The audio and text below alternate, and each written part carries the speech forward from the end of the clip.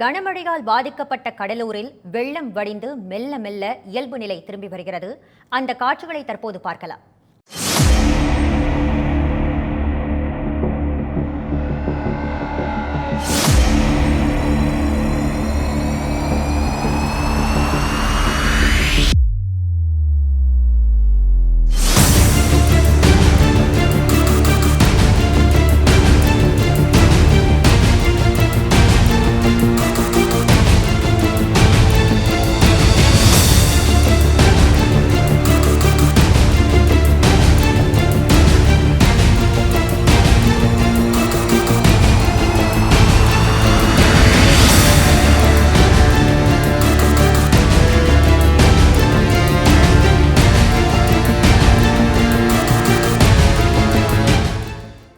வணக்கம் நிவேதா. அதாவது பாத்தீங்கன்னாக்கா, நேற்று முன்தினம் இரவு தென்பெண்ணை ஆற்றுல சாத்தனூர் அணையிலிருந்து வினாடிக்கு 1,70,000 கன அடி நீர் திறந்து விடப்பட்டதனால் நேற்று விடிகாலை முறை பாத்தீங்கன்னாக்கா, கடலூர் தென்பெண்ணை ஆற்றின் கரையோர பகுதியில் உள்ள சின்ன கங்கனாங்குப்பம், பெரிய கங்கனாங்குப்பம், உச்சிமேடு, நாணமேடு உள்ளிட்ட 19க்கும் மேற்பட்ட கிராம பகுதிகளும், அதே போன்று கடலூர் மாநகராட்சி பகுதியைச் சேர்ந்த குறிஞ்சி நகர், VSL நகர், குமரப்பா நகர், அதே போன்று மாவட்ட ஆட்சியரின் அலுவலகத்தின் பின்புறம் உள்ள ரத்னா நகர், திடீர்குப்பம், ராசாகுப்பம் உள்ளிட்ட பல்வேறு பகுதிகளில் மழைநீர் அதிக அளவில் தேங்கி குடியிருப்பு பகுதிகள் மூழ்கி பொதுமக்கள் வெளியே வர முடியாத அளவில் இருந்தது. அதே போன்று மாவட்ட ஆட்சியர் அலுவலகம் கூட நேற்று மாலை பொழுதில் முழுவதுமாக மூழ்கி இருந்தது. மாவட்ட ஆட்சியர் அலுவலகம் செல்லக்கூடிய அந்த கஸ்டம் சாலை என்று சொல்லக்கூடிய சாலை முதல் பல்வேறு சாலைகள் துண்டிக்கப்பட்ட நிலையில் இருந்தது. இந்த நிலையில் பாத்தீங்கன்னா, நேற்று இரவு முதல் தென்பெண்ணை ஆற்றிலே வெள்ளம் படிப்படியாக குறைக்கப்பட்டதனால் படிப்படியாக கடலூர் மாவட்டத்தில் கடலூரில் வெள்ளம் பாதிக்கப்பட்ட பல்வேறு இடங்களில் வெள்ளம் வடிய துவங்கி உள்ளது. அந்த காட்சிகளை தான் தற்போது நாம் பார்த்து கொண்டிருக்கிறோம். அதுவும் குறிப்பாக சொல்ல வேண்டும் என்றால், மாவட்ட ஆட்சியர் அலுவலகம் செல்லக்கூடிய அந்த கஸ்டம் சாலை, அதே போன்று அதன் அருகே உள்ள திடீர்குப்பம், ரத்னா நகர் உள்ளிட்ட பகுதிகள் வெள்ளம் வடிந்து இயல்பு நிலைக்கு திரும்ப ஆரம்பித்துள்ளது நிவேதா. அந்த காட்சிகளை தான் தற்போது பார்த்து கொண்டிருக்கிறோம். மேலும் பார்த்தீர்கள் என்றால், இன்னும் வெள்ளம் வடியாத பகுதிகள் என்று சில பகுதிகள் இன்னும் வெள்ளம் வடியாமலேயே உள்ளது. குறிப்பாக சொல்ல வேண்டுமானால், மாநகராட்சியின் முக்கிய பகுதியான குமரப்பா நகர், VSL நகர், குறிஞ்சி நகர் உள்ளிட்ட பகுதிகளில் இன்னும் வெள்ளம் வடியாமல் உள்ளது.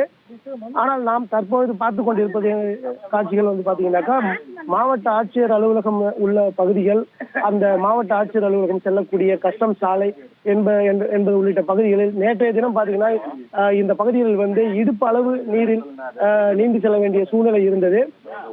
மாநகராட்சி மாவட்ட ஆட்சியர் அலுவலகத்தில் உள்ள அலுவலர்கள் கூட நேற்று படகுகள், கனரக வாகனங்கள் மூலம் JCB போன்ற கனரக வாகனங்கள் மூலமே மீட்கப்பட்டு வந்தனர்.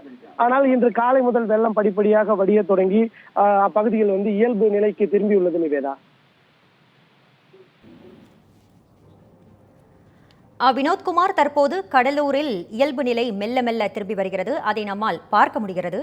இந்நிலையில் மக்களுக்கு அத்தியாவசிய பொருட்கள் அனைத்தும் கிடைக்கிறதா? குறிப்பாக நிவேதிதா, மாவட்ட ஆட்சியர் அலுவலகத்தின் சார்பில் பாத்தீங்கன்னாக்கா, அதாவது மாநகராட்சி நிர்வாகத்தின் சார்பில் பல்வேறு இடங்களில் உணவுப் பொருட்கள் முகாம்கள் ஏற்பாடு செய்யப்பட்டுள்ளதாக தெரிவிக்கப்பட்டிருந்தது.